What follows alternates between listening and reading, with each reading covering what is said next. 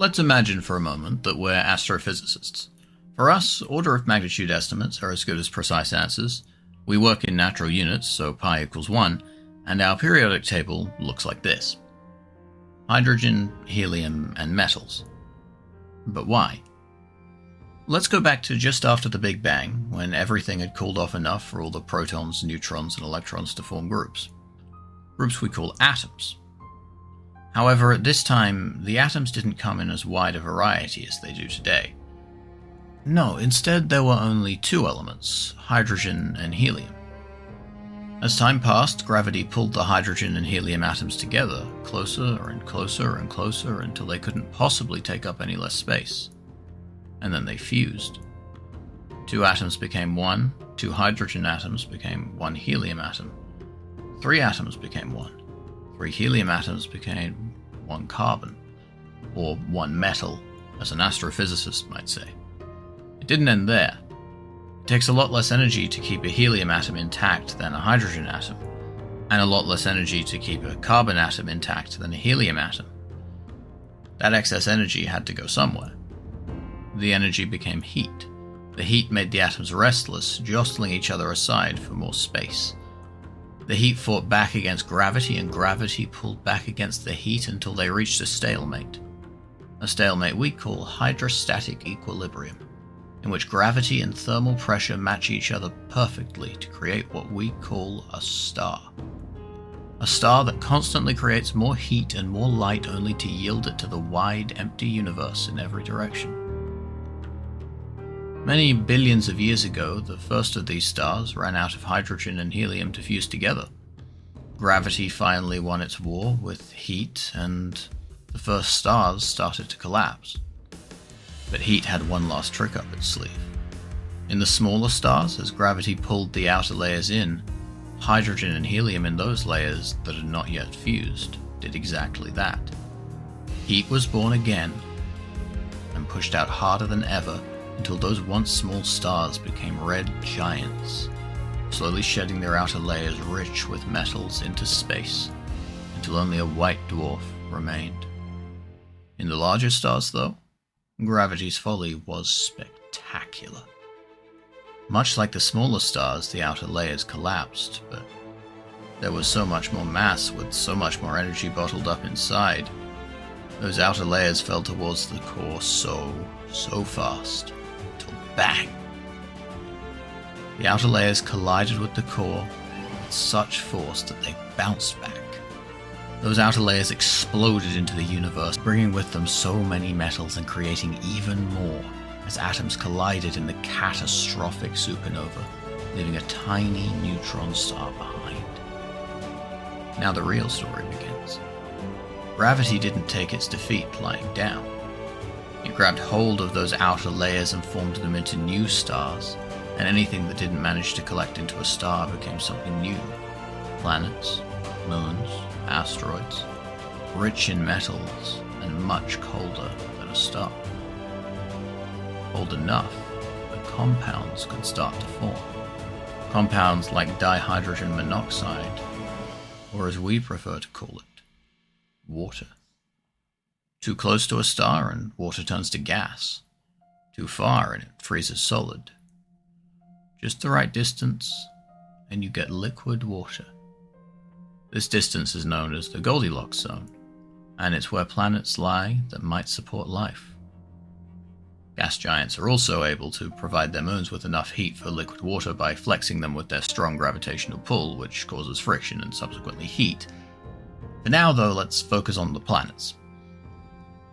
Planets around second or third generation stars, like our Sun, are rich in the metals shed into space when the first generation stars died, as well as a few other cataclysmic cosmic events.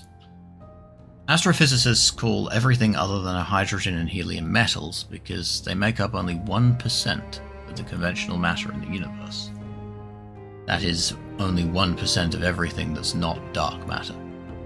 This 1% is vitally important, though, because it enables the complex chemistry required for life.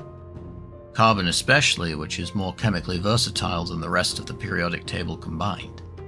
Without carbon, we don't have life. the way a planet orbits its star is also important for life on its surface. The planet will have to spin relative to the star in order to have a day-night cycle, and to have a seasonal cycle, that spin should be at an angle. Note the should, not must. We'll get back to that in a second. A tilt causes light to hit different parts of the planet at different angles, at different times of year. Light imparts the most energy if it hits a surface at a perfect 90-degree angle, and imparts less as that angle decreases. That's how Earth's seasons work. During summer, in whichever hemisphere you live in, sunlight is hitting the surface at an angle closer to 90 degrees, and further from 90 degrees during winter. Now let's get back to that should. Eccentricity can also cause seasons.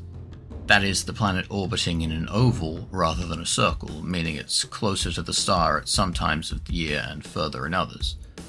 The orbit can't be too eccentric, or else it might leave the Goldilocks zone, which would boil or freeze all of the planet's water. However, the eccentricity that a habitable planet can have can lead to interesting seasonal dynamics. For a planet with no tilt, higher eccentricity would lead to especially hot but short summers and long, freezing winters. No eccentricity and no tilt would lead to a planet with no seasons. No or low eccentricity and a tilt gives relatively equal length seasons like Earth's. Finally, high eccentricity and a tilt would lead to very interesting seasons indeed.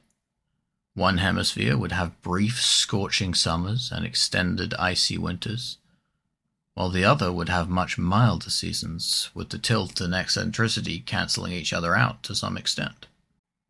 The first thing to decide when making a map is which seasonal regime we're choosing. Do we want Earth-like seasons with summers and winters of equal length? Do we want very short, scorching summers and long, frozen winters? Do we want no seasons at all? Or do we want short summers and long winters in one hemisphere and very mild seasons in the other? For the sake of fun, I'm going with that last one, with our northern hemisphere getting the mild seasons and our southern hemisphere getting the extreme seasons. It won't be important until we start making biomes, but it's worth setting up that part early. I'm also going to say that the planet spins the opposite direction to Earth because chaos and violence, etc., etc. Next, we're going to draw one continent. It'll be pretty random, it doesn't really matter how it looks, though I'm not sure how the other continents should look. I mean, Africa used to be attached to South America, right? And Australia to Antarctica, so I guess we should learn about that.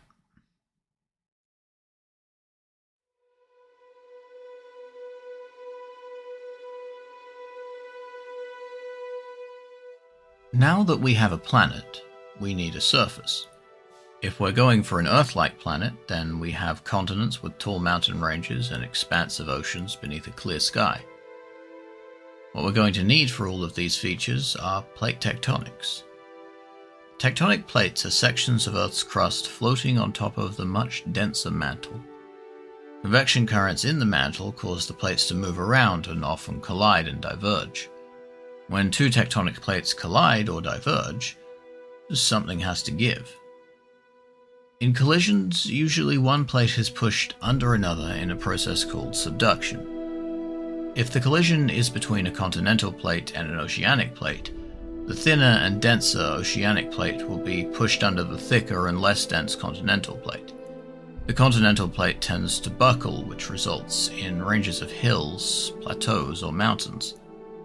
In some cases, when continental plates collide, both plates will be pushed upwards, forming taller mountains faster than subduction, like the Himalayas, which are still growing as the Indian plate continues to collide with the Eurasian plate.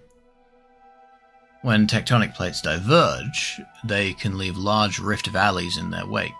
Often the edges of plates on either side of these valleys will float higher on the mantle, forming highlands or even mountains. Due to the nature of mountain formation through plate tectonics, it's highly unlikely for mountain ranges to have significant angles in them, as you'd expect tectonic plates to buckle exclusively in the direction of a convergence or divergence. The only exception I can find are the extremely messy mountains of southern Europe, created by the convergence of the African and Eurasian plates. with the African plate being subducted under the Eurasian plate, which also shrunk an ocean until all that was left was what we called the Mediterranean Sea. Even then, it's hard to claim the mountain ranges actually form sharp angles when the whole of southern Europe is an absolute mess of mountains and valleys. Mountains can also be formed by volcanoes, which form most often in subduction zones, where the crust is weakened and magma from the mantle can break through. The Pacific Ring of Fire is the best example of such volcanoes. Notably, volcanoes can also exist independently of plate tectonics. When a mantle plume, which is an area of the mantle much hotter than its surroundings, breaks through the crust. These are most common in oceans where the crust is thinner. A good example is Hawaii, where the island chain itself is a record of the movement of the Pacific plate over the underlying mantle plume. Now, what if a planet doesn't have plate tectonics? Well, I'm here to tell you that if your planet doesn't have plate tectonics, then your planet doesn't have life. Let me explain. Volcanoes release water vapor, carbon dioxide, and sulfur dioxide into the atmosphere when they erupt, in a process called outgassing. Then, during subduction, carbon is pulled back down into the Earth. This is known as the deep carbon cycle and maintains the carbon dioxide levels in the atmosphere. Mars and Venus are two examples of planets without plate tectonics, and in both cases, their atmospheres are primarily carbon dioxide. The outgassing of volcanoes, and yes, you can have volcanoes without plate tectonics, has pumped huge quantities of carbon dioxide into their atmospheres. Even if Venus wasn't too close to the Sun to have liquid water, it would still have a primarily carbon dioxide atmosphere due to its lack of plate tectonics. However, the lack of plate tectonics does allow for one quite cool effect for the science fiction writers out there. The mostly CO2 atmosphere of Venus is 90 times denser than Earth's atmosphere, meaning that nitrogen and oxygen are lifting gases like helium is on Earth. Further, the region between 50 kilometers and 65 kilometers above the surface has almost the same temperature and pressure as the surface of the Earth. An interesting science fiction concept might be to float a city in that region of Venus's atmosphere. Trade between floating cities would be conducted by ships that also float in that region of the atmosphere, and you can't be certain that everyone with such a ship has good intentions. Some might even turn to piracy and become cloud pirates. It's just an idea. Well then, ignoring the cloud pirate idea for now, we know we want our continents to vaguely look like they could be pieced together, so I'll make some of the edges of the other landmasses look similar to my first one. I won't make any polar landmasses, since the grid I added at the start only goes up to 80 degrees north and south, meaning we have 10 degrees of latitude we can't see. Now the landmasses are done, I'm going to start drawing tectonic boundaries. I'm using trees to do this because I can easily erase them later, and because the way this program places them is quite jagged, which I like. First I'll draw the edges of our continental plates. They don't necessarily have to be on the edge of the continent, they can be a little way out to sea. I think I'll make some of the edges volcanic though, like the pointy bit at the bottom of this central continent. I'm also going to model this area in the east after the Mediterranean, with one plate subducting under the other to make a smaller sea between. Now comes the boring part of just filling in the oceanic plate boundaries that aren't right next to continents. There's a good amount of freedom here, so I'm going to do it fairly randomly. Next, I'll add in some continental fragments. These two pieces of land would have been between the central and southern continents before they diverged. It would have been stretched out and flattened as they went, leaving only a small area above the ocean. Then I'm adding in an island chain made by a volcanic hotspot. The islands become smaller in the direction of motion of the plate, as those are the older islands, which have been eroded over time. I'm also adding an extra tectonic boundary through the southern continent because I think some rifting would be cool. Next, we've got a volcanic landmass on a plate boundary. Some subduction going on there, telling us the northern half of the southern continent is moving further north. I'll give the eastern continent a big island nearby too. Don't want it feeling left out. This one's not volcanic, just a part of the same continental plate, like the British Isles are to Europe. Let's roughen up the continental edges a bit. They feel too smooth to me. And then add some islands to the ocean in the southeast, probably formed by volcanic hotspots that are long since inactive. And since these two oceanic plates are converging, I'll throw in some volcanoes in the subduction zone. There's likely a deep ocean trench there too, which would be pretty cool for underwater creatures if I ever world build the societies of this planet. Mountain time, finally. Okay, mountains where one continental plate subducts the other. Let's go. We've got a nice volcanized region here, some rift mountains where continental plates are diverging, of course, and a volcanic mountain range on the plate boundary here, like Japan, but connected to the continent. Then in the other subduction zones between continental and oceanic plates, we'll have some nice normal mountain ranges. These are good. We like these. Mountains are fun. We'll also add some mountain ranges where there aren't plate boundaries, but there were in the past. We call these areas passive continental margins, where the ocean ends but there's no plate boundary. You can have mountains in these regions, formed when much, much older tectonic plates converged or diverged, but have since fused or diverged so completely that the plate boundary no longer exists.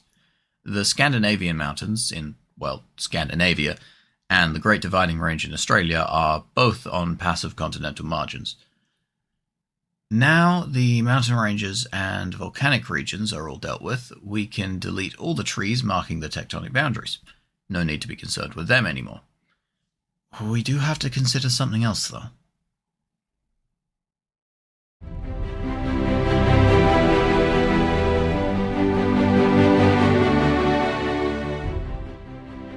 Hills aren't only formed by plate tectonics. They can also be formed by glaciers. As glaciers grow, they erode the rocks around them, scarring the land with valleys and lowlands. As they recede, they deposit all of their eroded materials into irregular hills and mounds. They can also leave water behind in depressions and lowlands as they melt, creating lakes, the largest of which on Earth are the North American Great Lakes. Melting glaciers in highlands or mountains can also create rivers, which will flow downhill until they reach the sea. Although rivers don't have to be formed by glaciers, they can be formed by any large elevated water source, like the accumulated snow caps on mountains, an underground pocket of water bursting through the ground, or even a lake overflowing due to rainfall. Over time, rivers can carve valleys and canyons into the ground, like the Grand Canyon in the US, carved out by the Colorado River over millions of years. An interesting mechanism for world building is the interaction between rivers and mountain formation. Because rivers erode land on a much shorter timescale than plate tectonics raise it into mountains, if a mountain range starts to form in the path of a river, the river can erode through it, creating what's known as a water gap, or if the river later dries up, a wind gap. This is particularly interesting for world building, because using rivers you can create one or two crossing points in an otherwise impenetrable mountain range that factors significantly into trade, communications, and geopolitics. But more on that later in the video. Rain is significant for many rivers and lakes. Many of the salt lakes in Australia, for example, only contain water seasonally as they evaporate without rain to refill them. There are similarly intermittent rivers around the world, and even rivers that flow all year round often have a flooding season that shapes their banks. Alright, let's get us some glacial lakes on these continents. These will be in the north and south, where the polar glaciers extended during the last ice age, leaving behind a whole lot of large lakes. You know what? I've decided this mountain range isn't tectonic anymore. It's actually a range of hills created by the glaciers as they receded. We'll still use them same mountain symbols, but we know now. We know the truth. Now for the rivers, going from highlands to the sea. Lots and lots of rivers all around the world. Okay, so I didn't add that many rivers, but this is an example map. It's not meant to be the greatest map ever created. Let's make sure to add some water gaps though. Very important for world building.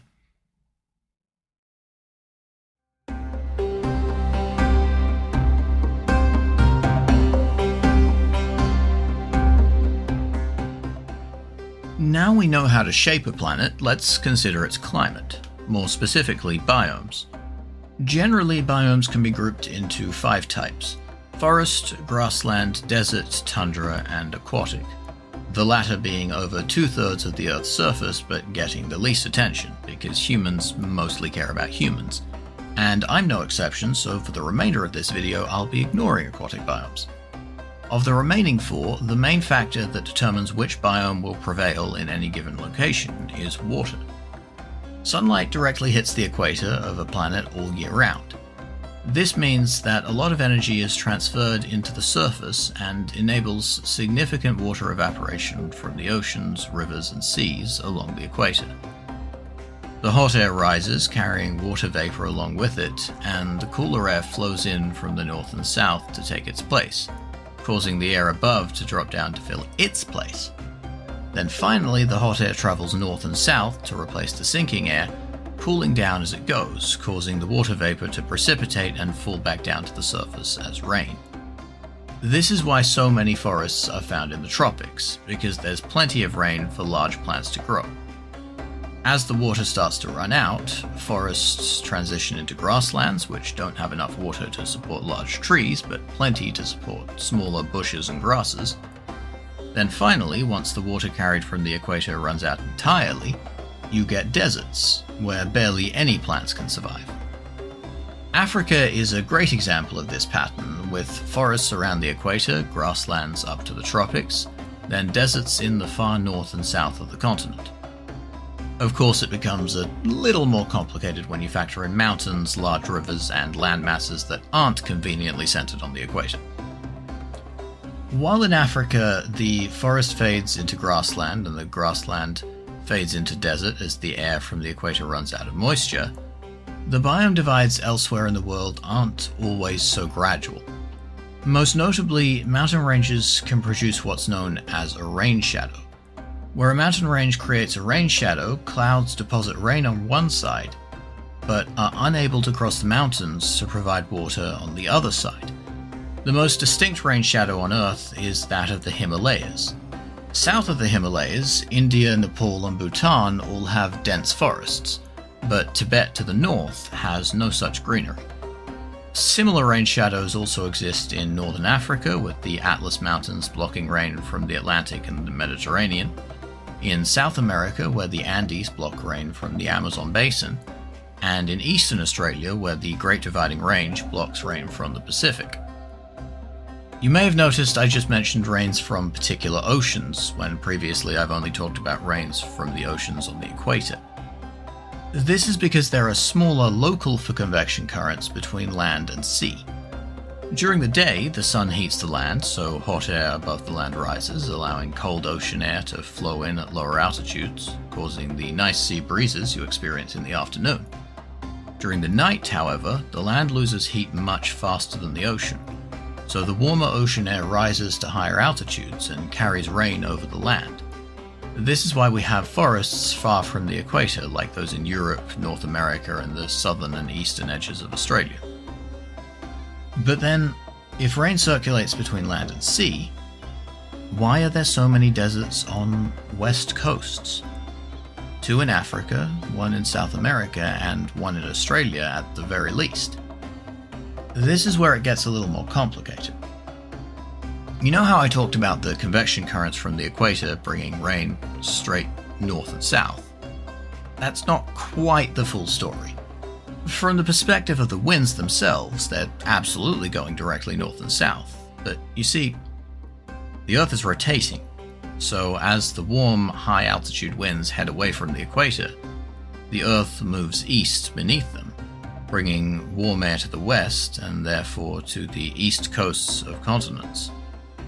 Then the cold, low-altitude air heading back to the equator runs along the west coasts of continents. Because this air is too cold to hold moisture, the convection currents between land and sea in these regions don't carry rain with them, leading to deserts along many west coasts.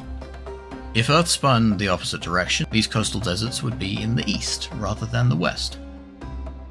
The circulating air currents combine to form circular air currents over each of the world's major oceans, except the Southern Ocean, which is why the British Isles are so warm despite being at a similar latitude to the cold parts of Canada. The circular current of the North Atlantic Ocean carries warm air from the Gulf of Mexico to the British Isles, and then on to the rest of Europe, significantly increasing the temperature of the western half of the continent, and providing much needed rain to the forests of the region. We should probably briefly talk about tundras and cold deserts too.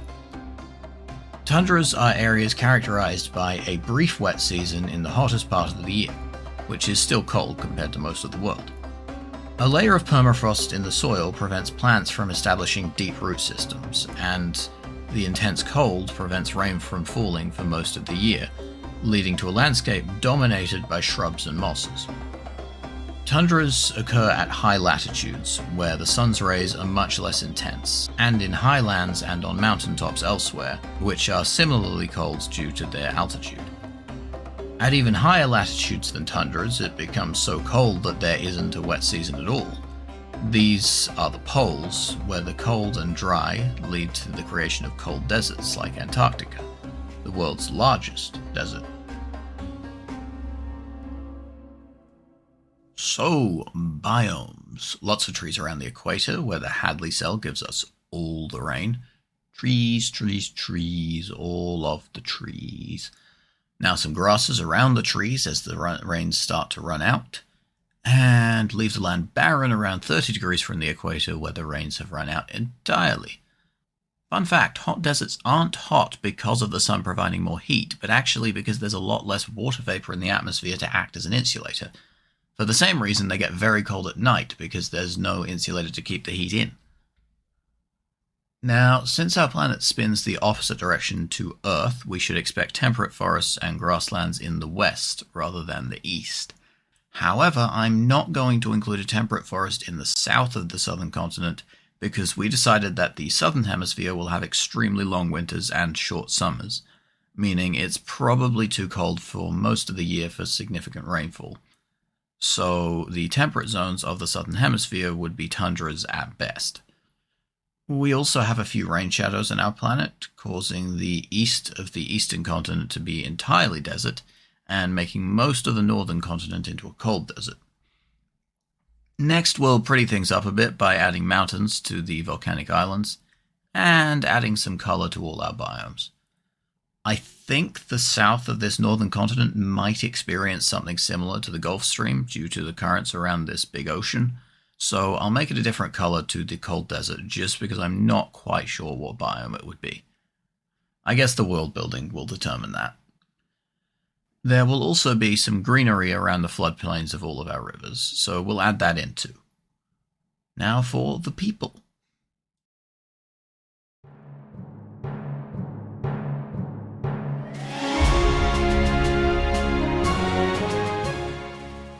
Millions of years ago, our first bipedal ancestors began to diverge from arboreal primates. On any Earth-like planet, this would have happened where forests give way to grasslands, forcing human ancestors out of the trees and onto the ground. Eventually, once modern humans evolved, there would be some who favored a nomadic lifestyle and others who claimed small areas as their familial hunting grounds. There would be members of both groups who wondered, what if we didn't have to be afraid?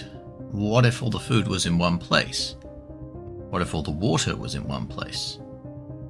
Soon enough, those dreamers would find the ideal home, a river valley. But not just any river valley.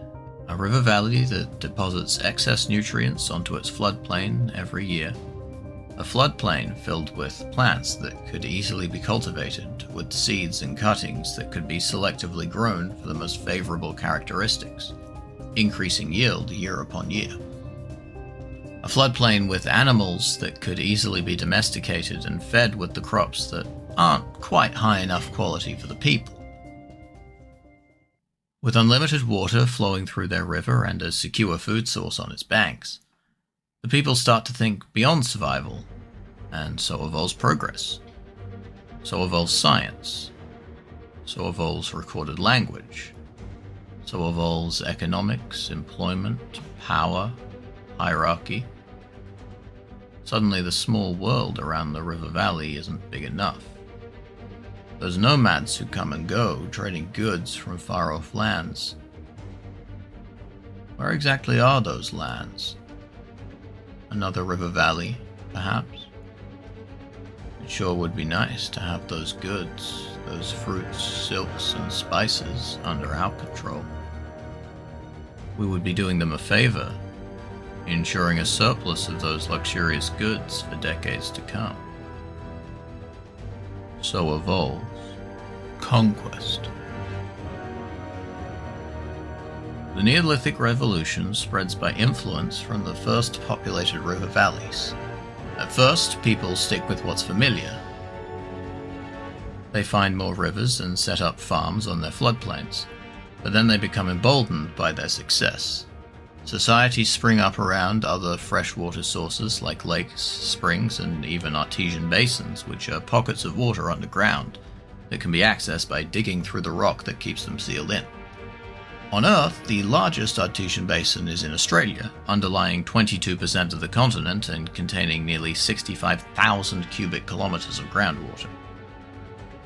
Once they've traveled as far as they can by land, civilization looks to the sea. Those air and ocean currents I mentioned a while back, they're suddenly important again. On Earth, the cycling air currents produce permanent prevailing easterly winds, that is, winds coming from the east, around the equator and at the poles, then prevailing westerlies in between. If Earth rotated the other direction, the winds would also go the other direction. The equatorial easterlies are known as the trade winds, while the westerlies at middle latitudes and easterlies at the poles are rather unimaginatively known as the westerlies and the polar easterlies, respectively. The prevailing winds are important because they determine the latitudes at which explorers are likely to arrive on a continent. The Norse were able to sail to Iceland, Greenland, and then onto parts of modern-day Canada because of the polar easterlies, where later European exploration, bringing genocidal tendencies with it, used the trade winds to land in the Caribbean, later colonizing further north and south. The first voyages of any civilization will likely follow the prevailing winds and ocean currents of their world. Then, centuries later, more advanced technology will enable efficient exploration against the currents. Ice ages also enable migration by land due to decreased sea levels, since a lot of water is locked up in glaciers. This can create interesting historical conflicts, as some groups of people may migrate overland during an ice age, reaching a continent thousands of years before civilization develops anywhere on your world. Then civilizations that emerged independently might encounter each other, both with no record of these advanced strangers. Okay, so I've decided humans evolved on this central continent, which means civilization likely first flourished in its river valleys. I'll put the most ancient civilization around this river in the northern desert. It would probably be pretty easy to sail across the narrow ocean between these two continents, so a more recent civilization would probably start there. Plus another older one in the river valley in the grasslands in the far north of the central continent. There are two possible ways the southern continent might get populated, either by sailing on the trade winds, which are westerlies rather than easterlies on this planet, from the eastern continent, or by taking the easterlies across the huge ocean from the central continent. I guess I'll choose which I prefer later. I'll pop some other cultures in here and there around the river valleys, and maybe on the edges of the big lakes in the desert of the eastern continent, as well as throughout our version of the Balkans. Humans definitely would have found the temperate forest of the northern continent too, likely taking the polar westerlies from the eastern continent. Finally, I think I'll draw in the path of human migration, starting where humans evolved. They expanded on foot around the central continent, then into the west across the huge ocean, because I can't be bothered perfectly matching up the lines on both sides of the screen if they went east. Speaking of east, they also would have crossed the narrow ocean to the eastern continent, likely from two different places. Then they'd expand across the eastern and southern continents on foot, and most likely from there some would have taken to the seas and followed the currents to settle the world's many islands.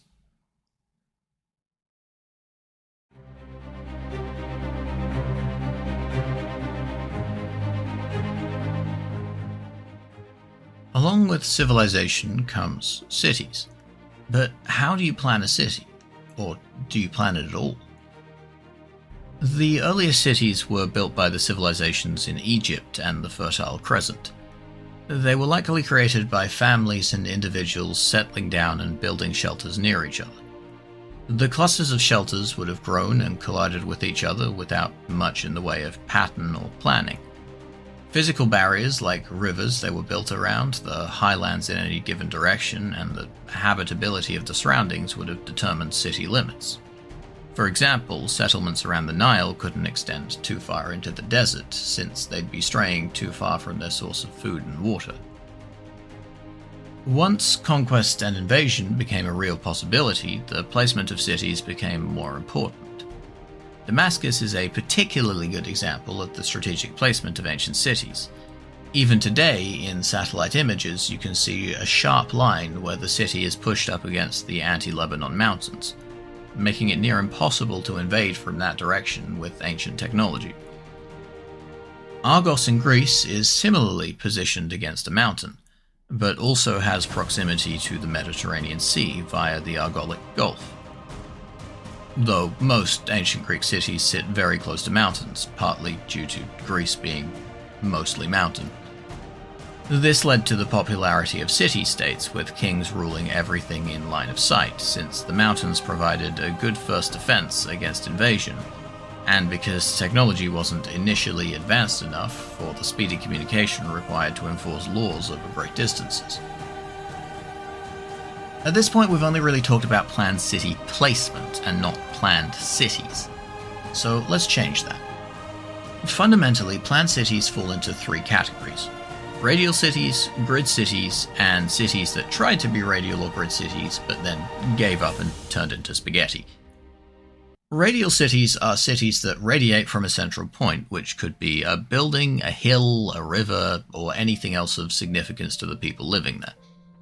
Nuremberg was historically a radial city around the Pegnitz River, with a wall built around it. Much of the wall still survives in the modern-day city, which retains its radial form. Grid cities are just that, cities built in a grid. That includes linear cities as well. Chicago in the US is an example of a grid city. In fact, I've been unable to find another city with a grid as strict as Chicago's. The benefit of a grid city plan like this is that they're easy to expand. Where radial cities require the addition of another full circle that gets larger with each expansion to maintain their shape, grid cities can more or less add extra infrastructure in whichever direction they like, and it doesn't upset the structure. This means they're not impeded by difficult to terraform highlands or lowlands or by other population centers growing to meet them, because they can just grow around. In favor of radial cities, a circle has the smallest possible perimeter of any shape of equal area, so the more circular a city, the smaller its border, meaning radial cities are inherently more defensible in land and sea warfare. They're also far better for efficient transport. In a radial city, the major roads take the form of rings and spokes. So to get to any location, you take one spoke and one ring, always choosing the smaller of the two possible rings, of course. In a grid city, on the other hand, you're forced to travel the longest possible distance between any two locations, because they're functionally anti-Pythagorean. You want to take the shorter diagonal route? Nope, sorry, only right angles here. Regardless of their pros and cons, in both cases the most important element of city planning is the placement of residential and commercial areas. Residents need to be able to easily access commercial areas, but also need to not be impeded by them. A central commercial area makes sense until you have supply lines cutting through the outer residential areas. So you add major roads for the supply lines in a straight line directly from the outside to the inside. However, now as you expand, the commercial areas are further and further from the newest residential areas, so you need to add smaller commercial areas for those residents to go shopping, etc., etc. ad infinitum. I'm not going to plan any cities today.